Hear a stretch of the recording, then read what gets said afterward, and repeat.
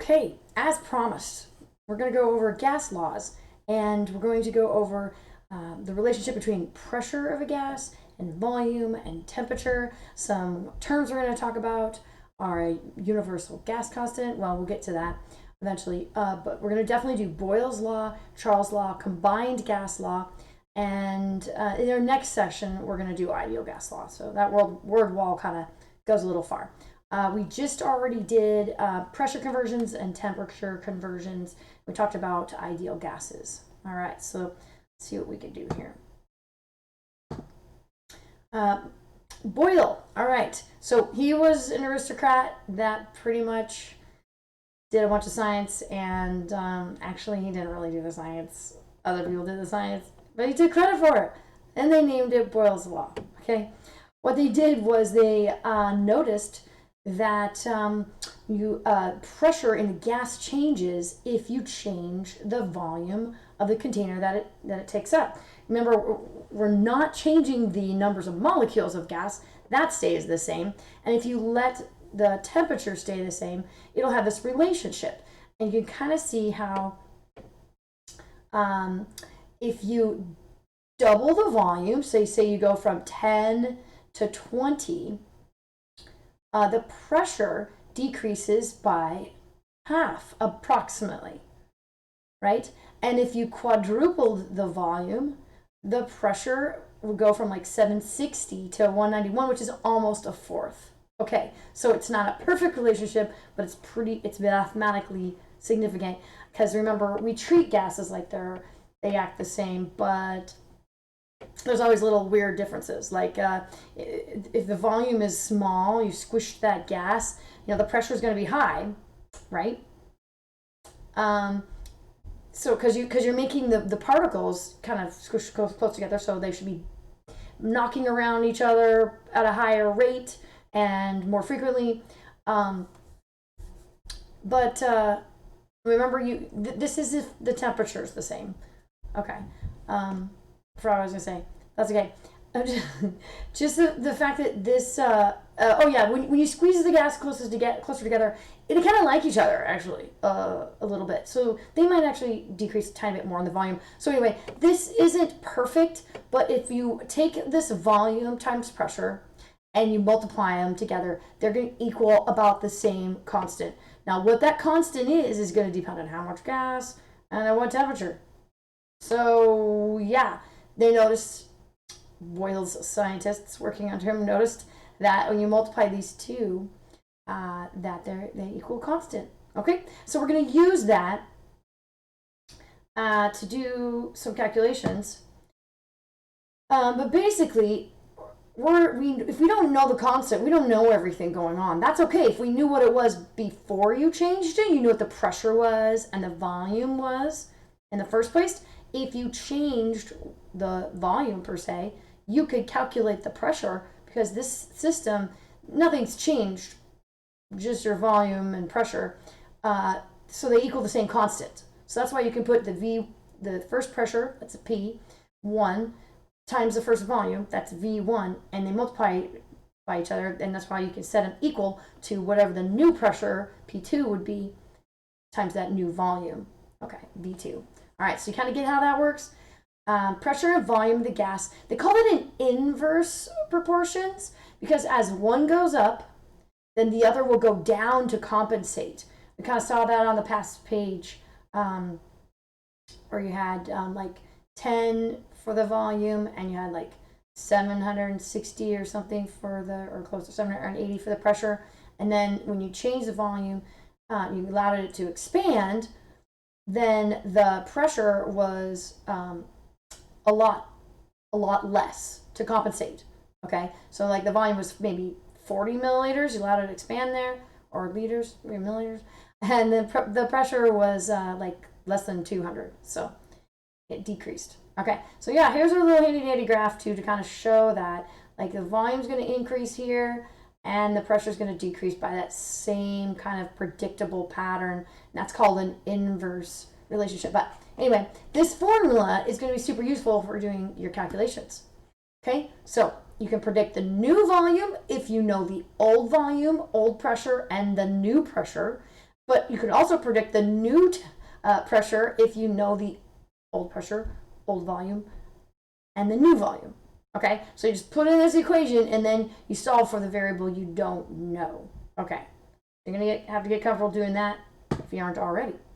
Okay, so let's see what happens here. This is supposed to be a demo of the balloon experiment of Boyle's law being demonstrated. Okay, it's real small. I'm sorry. In a demonstration of Boyle's law, balloon we'll here, place what's the happening balloon is in a vacuum we're actually bell jar. taking, We'll apply a we're decreasing vacuum, the pressure. which basically just pumps decreasing the out pressure the air around in the bell balloon. jar. So then The this pressure is going outside to the balloon will be greater than the pressure inside. become the same. The pressure balloon tries expands to try equalize. and equalize the pressure. So the pressure in the balloon is decreasing. Volume and pressure are so inversely related to increase, each other. And that's what's happening. When we release the vacuum, the pressure increases and then and the volume pressure decreases. to go back where it was, so you can see the volume decrease. As another so demonstration of Boyle's law, we will put a marshmallow peep into our vacuum jar. If you decrease the pressure the marshmallow around contains a peep, air trapped in a mixture of gelatin and sugar. And as we apply the vacuum, so this is the pressure pressure outside is lower than the whoa, pressure inside. Miracle of miracles, the air in the peep peep will grows. expand to More try and sugar. equalize the More pressure. sugar. It just is when we release the vacuum, the pressure increases and the volume decreases. When you increase As the pressure another again, it just illustration totally of Boyle's collapses. law, And we will put some shaving cream into our vacuum jar. Peep. The You shaving can't cream eat it because you have to take the contains peep out. trapped in a soap it's gross. mixture. You wouldn't want to eat it anyways. As we apply a vacuum, this is just shaving the pressure cream, outside is lower than the pressure inside. Doing the same thing. The shaving cream will expand to try and equalize the pressure. Of all the air in As you between decrease the pressure, the volume increases. Of this gas. So that's how that goes. Let's see if we can get back to where we were in our amazing awesomeness PowerPoint. Okay, great. So that just kind of was a visual demonstration of how when the pressure decreases, the volume increases, and then the pressure is allowed to increase, and well, then the volume will decrease. Okay, so this other guy who actually did the work, as far as I'm aware of, and got the credit for it, is Charles. And Charles also figured out this relationship between volume and temperature. I mean, before we kind of had to try to keep the temperature the same, so as long as it was, exposed to the outer air, it kind of stayed the same. But this one says that now if you can change the volume and the pressure stays the same. That's what's not on this chart. Pressure has to stay the same, but temperature will be affected. Okay, so let's see here. So we go from a smaller volume to a larger volume, and you see the pressure increasing. So this is a direct relationship. We call this proportionally direct. Whereas the temperature increases, so does the volume. And it only really works perfectly for calculations if you're using Kelvin, our friend, Lord Kelvin. Just know that if you, because Kelvin has to be based on a fact that zero volume, that would mean like matter might cease to exist. No, I don't know. If you keep decreasing this line, you should have zero temperature. At Kelvin, yes. If you had if you suppress, or how do you say, the volume was, the temperature was decreased, so the volume was allowed to decrease as much as possible, and there was no more energy in here, because remember, temperature is really energy. You're going to have zero for the temperature in Kelvin, right? And Kelvin is just negative, let's see, 0 at Kelvin is negative 273 degrees Celsius, but this proportion won't work with these negative numbers. And then what if it was 0, if it was 0 degrees Celsius, you can't put a 0 in the denominator. Okay, so we never do calculations with Celsius, okay, or Fahrenheit for that matter. We can use it to get to Kelvin though, okay, which we did already. Hope you saw that. Okay, so we can take this same idea that the volume divided by temperature equals this constant, and it's about the same. We're going to say, okay, it's usually about this, give or take, because we're going to assume the gas is ideal. So we can make our handy-dandy equations and do calculations with that relationship. Okay. So what we got here, is just kind of an example of the work that we could do with the volume at 100 milliliters. This is back to Boyle, because look, gas occupies 100 milliliters at 150 kilopascals.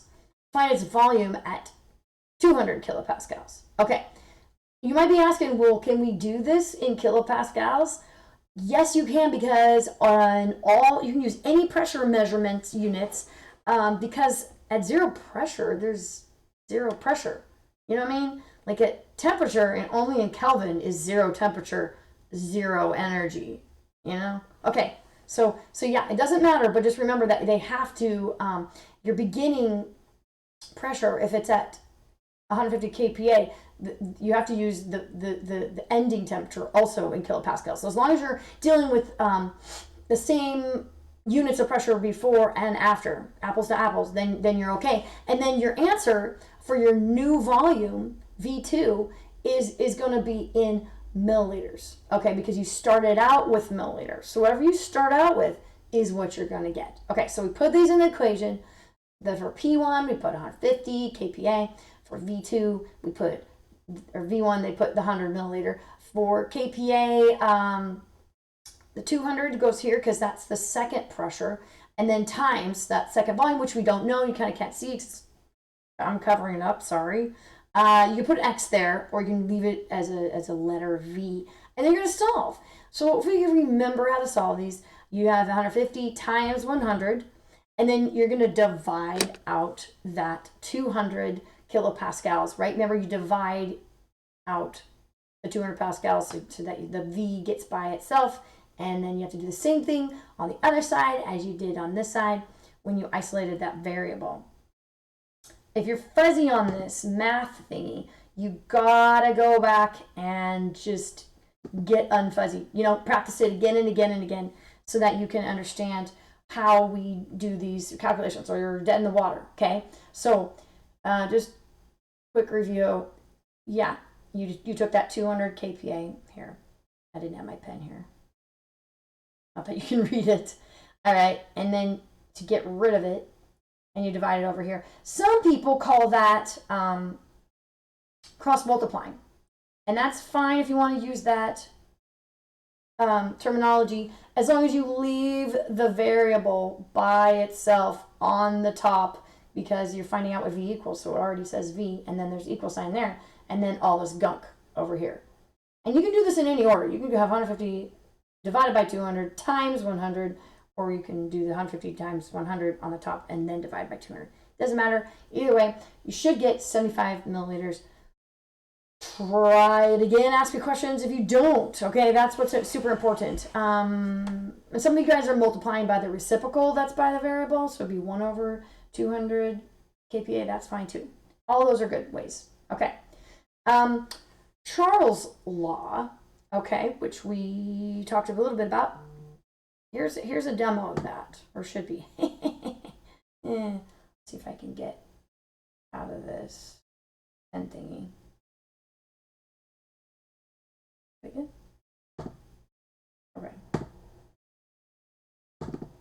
All right. Let's see if that link will work. Don't worry, we're gonna do some practice problems here.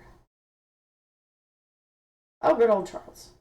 Very handsome man. When gas is heated at a constant pressure, its volume is directly proportional to the temperature of the gas. So here's boiling water, and it's going to change the temperature of the gas in the balloon. The number of molecules in the balloon is staying the same. They're just getting more energy so that they're getting more collisions in there, and they're wanting to spread out. Pressure is going to be the same because the balloon pressure inside wants to be the same pressure as the outside atmosphere, okay? We're heating it up. We're causing that volume change. Here, I believe it is again. The molecules in there they just have more energy and they want to spread out. So if you let them spread out, they will be a direct relationship with the temperature in Kelvin. Okay. So yeah, pressure has to stay the same though. This is all at whatever air pressure that is around us. Yeah. This is why hot air balloons expand is because we're heating the molecules in that hot air balloon just directly above it. You know, hot air rises, we say, well, that's because the molecules have more energy when they have more temperature, when you've heated them, and they want to take up more volume. So then they spread out and they get less dense, and y'all and I know things that get less dense, they float. Okay, so that was fun. Let's see if we can get back to the fun we've been having. Oh dear. I gotta get out of there. Today on Sci Guys, Charles Law. All right, so how does that need calculations? Well,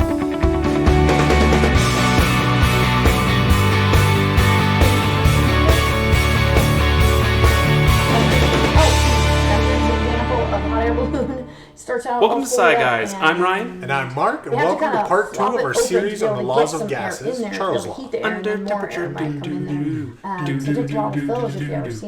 Charles Law states that in a closed system, temperature and volume change proportionally to one another. That is, as temperature increases, so does volume, and vice versa. The equipment we need for this episode is a heat-resistant beaker or glass, some balloons, some boiling water, and a fridge or freezer to cool our balloons. Lord Kelvin shall smite thee. In this experiment, we're going to be using boiling water, so for safety reasons, we highly recommend the use of goggles, temperature-resistant gloves, and an apron or lab coat to protect from spills and splashes. The first step in our experiment is going to be to blow up our balloon. Now, if you watched our previous episode, we're going to want to blow it up a little bit more this time. The second volume and the second temperature. So if you don't know the second volume, but you know what the temperature is of your system, I'm just going to tie it off like so.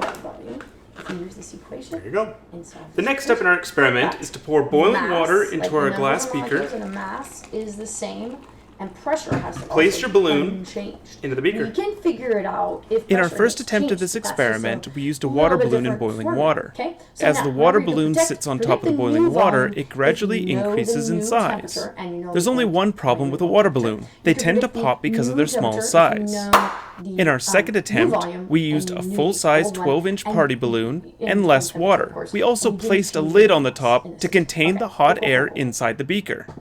In this version of our experiment, we see a more dramatic change in the balloon's size, as well as a much lower risk of the balloon popping. For the second portion of our experiment, we're going to place a balloon into the freezer. Leave your balloon in the freezer for a few hours. After a couple of hours, when we remove our balloon from the freezer, we'll notice it's smaller in size. As it warms up, it will gradually increase in size. 36 degrees Celsius. Let's look at this experiment a little closer. Charles' gas law states that when a fixed amount or mass of an ideal gas is kept at a constant pressure and in a closed system, then its temperature and volume are directly proportional. What this means is, when temperature increases, volume increases, or as temperature decreases, volume decreases. As we mentioned in our last episode, an ideal gas is a theoretical gas composed of a set of randomly moving, non-interacting particles. Under normal conditions, many gases such as oxygen, hydrogen, and some heavier gases like carbon dioxide will behave like an ideal gas. This means they follow the laws of gases such as Charles' law. In our experiment, our balloon is filled with gaseous air molecules. When the balloon is placed in the beaker with boiling water, the energy from the higher temperature water and steam molecules transfer to the lower temperature air molecules inside our balloon, exciting them. When the air molecules in our balloon are excited by raising their temperature, they spread further and further apart, increasing the volume of space they take up. The higher the temperature or the more energy the air molecules get, the larger our balloon will grow, or in other words, the greater the volume of space our gas will take up. If we remove our balloon from the hot water, the air molecules inside our balloon will gradually lose the energy they've been given, dropping back to room temperature, causing the balloon to shrink in volume back to its original size. In the second portion of our experiment, we place our balloon in a freezer, which causes a transfer of energy in the form of heat from the warmer air molecules inside our balloon into the cold freezer. As the energy is removed from our air molecules, they slow down, drop in temperature, and get closer and closer together, decreasing the volume of space they take up.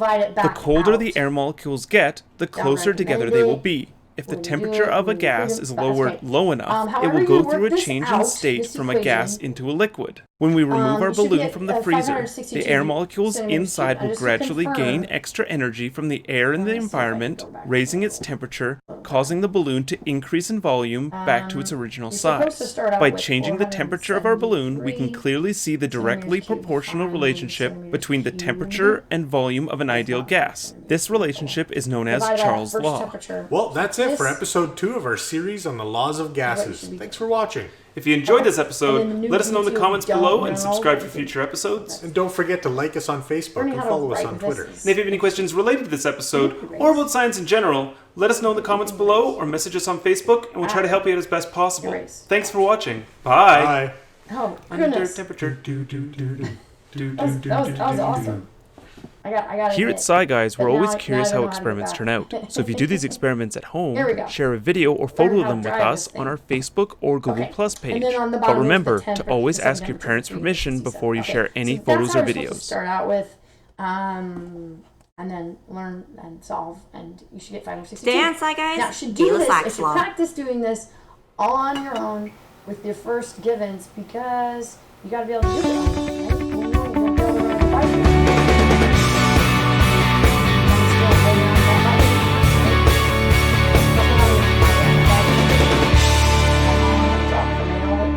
Right? Welcome to Sci Guys. I'm Ryan. And I'm Adam. And today we're doing Gay-Lussac's Law of Ideal Gases. You're not Adam. Eventually, I'm girl. kind of right. No, I'm Adam. My mom's like, you could have just Confused. Gay-Lussac's law states that the temperature and pressure of an ideal gas are directly proportional. This means that as the temperature increases, the pressure increases, and vice versa. The equipment you're going to need for this episode includes a couple of candles, a beaker or glass, some water and a shallow dish to hold it in, and you got volume and temperature. and a butane lighter or matches. You can combine. Although we're not doing anything particularly hazardous in this episode, it's always a good idea to wear an apron or lab coat to protect from spills and splashes. So that the pee as well as our younger viewers, always make sure to have adult supervision anytime you're dealing with fire. So what we're going to do first is fill our shallow dish with an inch or two of water. You know, if you have fractions of like... and then we're just going to add some food coloring to make it easier to see. 4/2. And it could be like 8 here. Well, you would know, okay, that to be the same, to be the same. The next step in our experiment is to take your 2 candles, place them in the center of the water, you increased one and light them with the butane lighter. You have to increase the other temperature by the other factor. Okay, I know if that was confusing to you. But so the final step, this equation, take your beaker or large glass and place it over top of the candles. Need to know. You don't have to memorize. After a little while of having our beaker over our candles, you'll notice the candle's flames will get smaller and smaller until they're extinguished. If you watch closely, you'll see that the water level underneath our beaker begins to rise as the candles fade away. The water level will continue to rise for a short time after the candle has been fully extinguished. You'll notice that the water underneath the beaker is much higher than the water in the shallow dish. Let's look at this experiment a little closer. Gay-Lussac's law states that when a fixed amount or mass of an ideal gas is kept at a constant volume and in a closed system, then its temperature and pressure are directly proportional. What this means is that when a gas's temperature increases, its pressure increases, or as its temperature decreases, its pressure decreases. As we mentioned in our last episode, an ideal gas is a theoretical gas composed of a set of randomly moving, non-interacting particles. Under normal conditions, many gases such as oxygen, hydrogen, and some heavier gases like carbon dioxide will behave like an ideal gas. This means they follow the laws of gases such as Gay-Lussac's law. In our experiment, our beaker is filled with gaseous air molecules. The energy from our flames transfers to the air molecules, exciting them by raising their temperature. When the air molecules in our beaker are excited, they try and spread further apart, but because our beaker won't expand like a balloon, the volume of space our air molecules can take up is limited. As they try and expand in volume, the air molecules press harder and harder against the walls of our beaker and the water at its base. This increase in air pressure under our beaker causes the water level under it to be pushed lower than the water level outside of it. The higher the temperature or the more energy the air molecules get, the more pressure will be created under our beaker. As the candle flames burn, they use some of the oxygen contained in the beaker for combustion. The products of this reaction are carbon dioxide gas and water vapor. As more and more hot carbon dioxide gases and water vapor are produced, they fill up the top of our beaker, forcing the oxygen in our beaker that the candles need to burn lower and lower until the candles are extinguished. Once the flame is extinguished, the air molecules under our beaker begin to cool off, dropping in temperature and losing their excitement. This causes the amount of pressure our air molecules are exerting on the sides of our beaker and the water at its base to drop.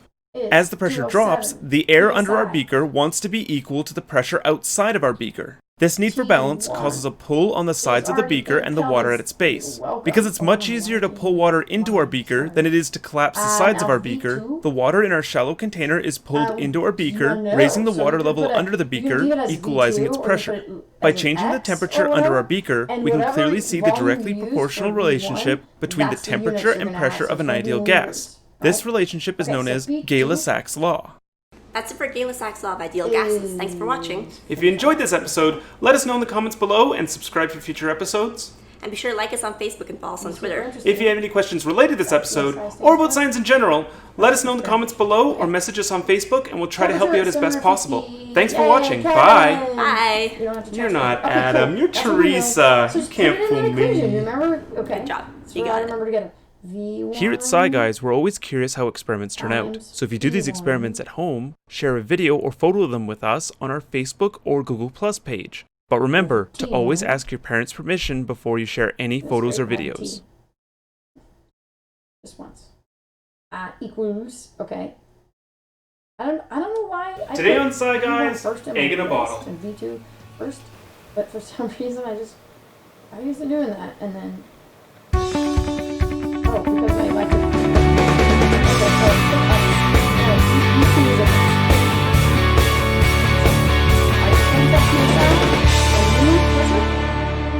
It decreased considerably. Welcome to Sci Guys. I'm Ryan. And I'm Adam. On today's episode, we're going to be doing egg in a bottle. Thank you to Grace for suggesting this episode. It's going to be exactly what you wanted. More egg puns. The combined gas law incorporates the three laws of gases into a single equation and shows the relationship between the volume, pressure, and temperature of a set amount of gas. The equipment you're going to need for this episode includes a flask or bottle with an opening just smaller than your egg, a couple of hard-boiled eggs with shells removed, butane lighter, a couple of paper strips, and because we're dealing with fire, a fire extinguisher. The safety equipment we're going to need for today includes an apron or lab coat, goggles, and gloves. And since we're dealing with fire, it's always recommended to have adult supervision. The only steps for this experiment are to light your piece of paper with your butane lighter, 45 psi. Check yourselves before you're ready. let it catch fire a little bit first, so it's nice and hot, drop it into your beaker and place your egg over the top. Okay, and we multiply. Okay, so those cancel out. Saying, do this because Let's try that again, this time with a glass bottle. And if you did the right calculation, you set it up right, your units should cancel out too. Like variables would cancel out. So use unit cancellation. To remove your egg from your bottle, use heat-resistant gloves or tongs and hold your bottle upside down over some boiling water, with the egg covering the opening. As the air inside the bottle heats up, it's going to force the egg into the opening. Once it gets stuck into the opening, flip it right side up and continue to heat the bottle until the egg pops out the top. Multiply 750 times 21. Let's look at this experiment a little closer.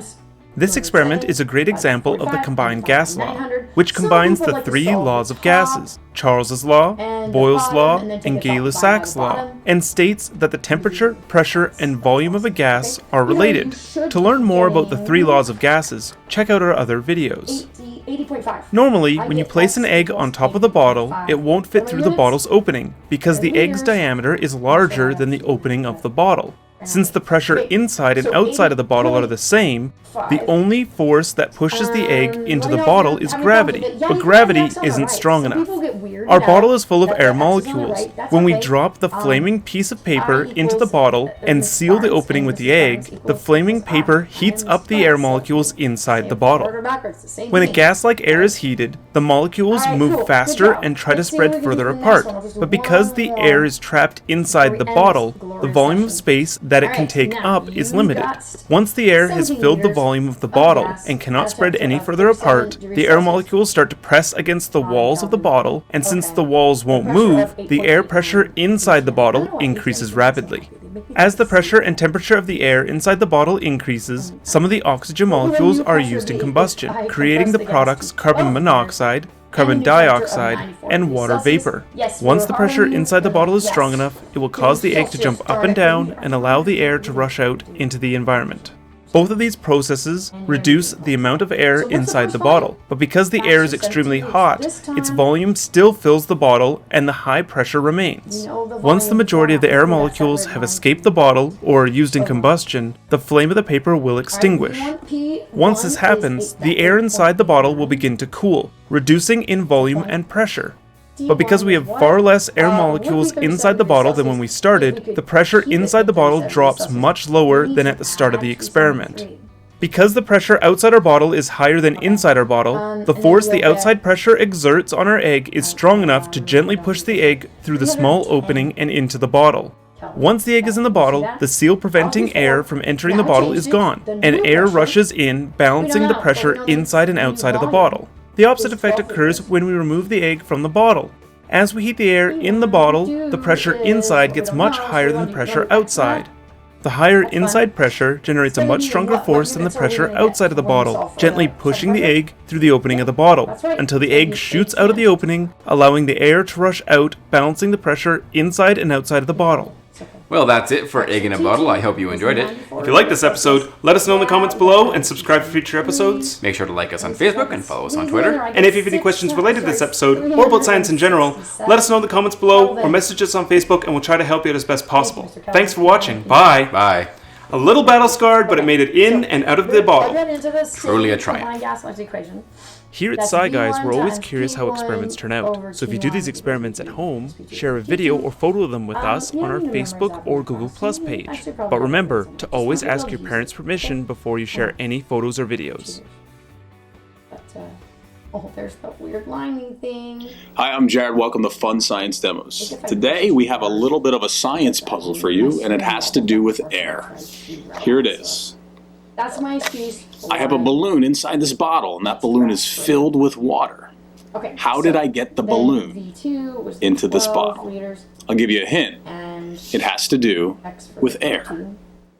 So I know what you're thinking. Well, balloons filled with water are flexible. I can squish them. I can squeeze them. I probably just squeeze the balloon into the bottle. Let's see how that works. I have a balloon about the same size as the other one. Bottle, same size opening. I'm going to try and push it in. Okay. So we'll have a reciprocal. Getting somewhere here. That didn't work too well, did it? So we've cleaned up after our little water explosion. That clearly did not work. What happened is our balloon, I don't think you can see it, maybe a little bit, the balloon actually ripped as I was trying to push it into the bottle. That is not the answer we're looking for here. The answer to this puzzle involves air, and to get to this answer, we need to explore air. And our exploration begins with a balloon and a bottle.